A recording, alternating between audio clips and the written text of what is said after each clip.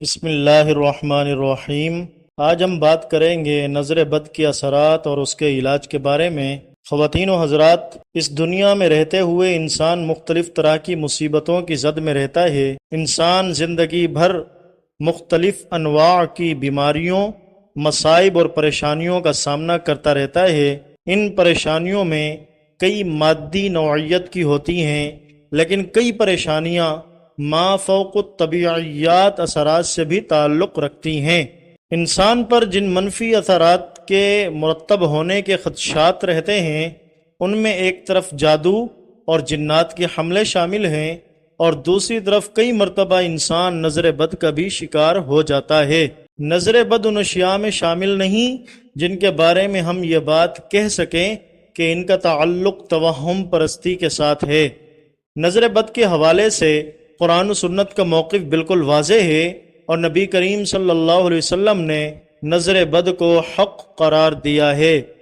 ام المومنین حضرت سیدہ ام سلمہ رضی اللہ عنہا روایت فرماتی ہیں کہ نبی کریم صلی اللہ علیہ وسلم نے ایک بچی کو دیکھا جس کے چہرے پر داغ یا دانے تھے۔ آپ صلی اللہ علیہ وسلم نے اس موقع پر اس بات کا حکم دیا کہ اس بچی کو دم کیا جائے، یہ نظر بد کا شکار ہو چکی ہے۔ اس کا مطلب یہ ہے کہ نظر بد لگ جانے کے بعد اس کے اثرات اس حد تک بڑھ جاتے ہیں کہ کئی مرتبہ اس کے حسی نتائج ظاہر ہونا شروع ہو جاتے ہیں۔ کئی ائمہ نے اس حوالے سے کلام کیا، اور اس کلام کا خلاصہ کچھ یوں ہے کہ نظر بد بسا اوقات انسان کو مختلف طرح کی پریشانیوں میں مبتلا کر دیتی ہے۔ کئی مرتبہ نظر بد کے اثرات انسان کے وجود میں ایک حسی اور واضح بیماری کی شکل اختیار کر جاتے ہیں۔ یہ بات یاد رکھنے کی ہے کہ نظر بد کا تعلق توہم پرستی کے ساتھ نہیں ہے، بلکہ کتاب و سنت میں صریحاً بتایا گیا ہے کہ یہ ایک مسلمہ حقیقت ہے۔ سورۃ القلم میں اللہ تبارک و تعالی نے نظر بد کے اثرات کو واضح طور پر بیان کیا کہ کافر اپنی بد نظروں کے ذریعے نبی کریم صلی اللہ علیہ وسلم کو نقصان پہنچانا چاہتے تھے۔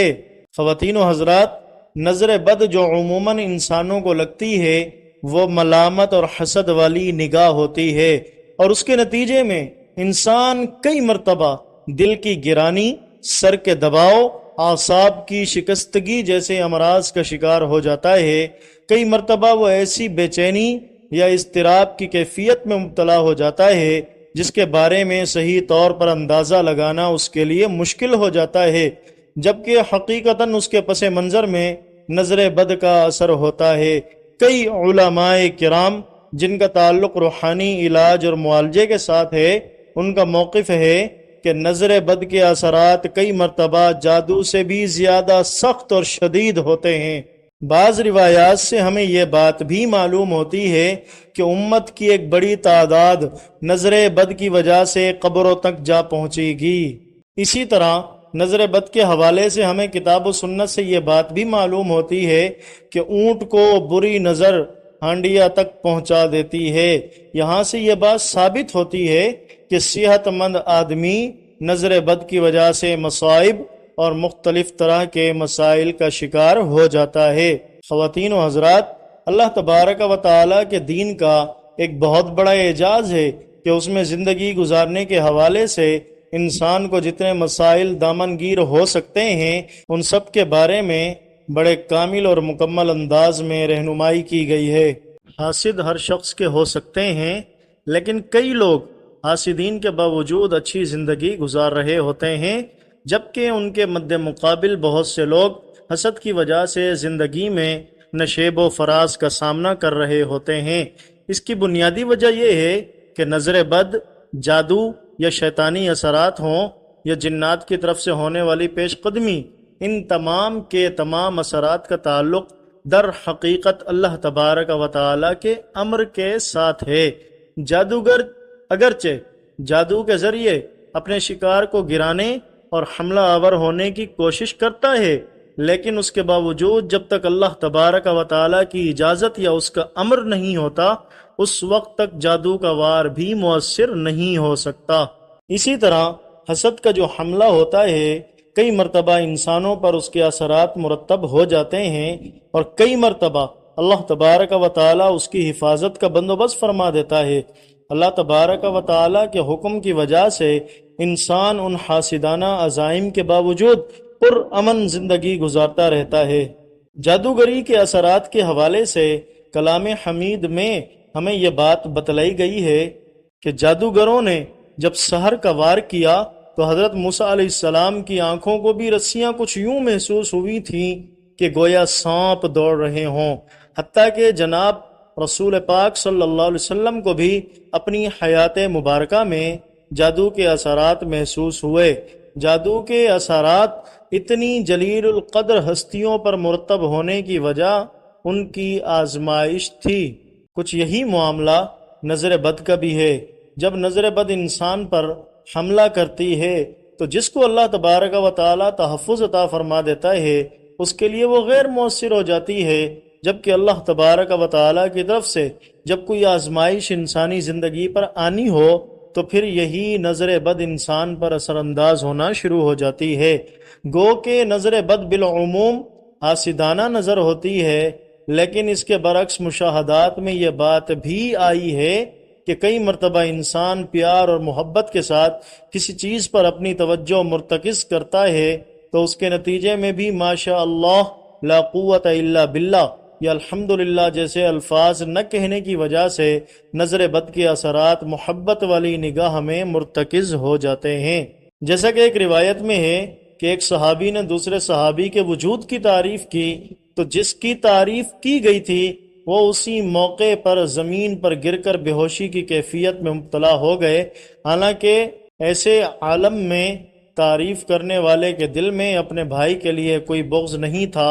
فقط محبت، چاہت اور پیار کے جذبات تھے۔ لیکن اس چاہت اور پیار کے اظہار میں جب اللہ کی مشیت اور حمد کو تعریف میں شامل نہیں کیا گیا تو وہ محبت والی نگاہ بھی اثرات بد کے مرتب ہونے کا سبب بن گئی۔ چنانچہ نظر بد بنیادی طور پر ملامت کرنے والی نگاہ ہوتی ہے یا حسد کرنے والی نگاہ، لیکن کئی مرتبہ چاہت والی نگاہ کے نتیجے میں بھی انسان کے اوپر اثرات بد مرتب ہو جاتے ہیں۔ خواتین و حضرات، نظر بد کے نتیجے میں کئی مرتبہ مادی نقصانات یا مادی بیماری انسان پر مسلط ہو جاتی ہے، اور کئی مرتبہ روحانی بے قراری، تشنگی، مایوسی یا گراوٹ کی کیفیات انسان پر طاری ہو جاتی ہیں۔ ان کیفیات سے نبرد آزما ہونے کے لیے جب تک انسان کا کتاب و سنت میں مذکورہ حقائق پر پختہ یقین نہ ہو وہ ان سے باہر نہیں نکل سکتا۔ دیکھنے میں آیا ہے کہ انسان اطباء، حکماء اور ڈاکٹرز کی مشاورت سے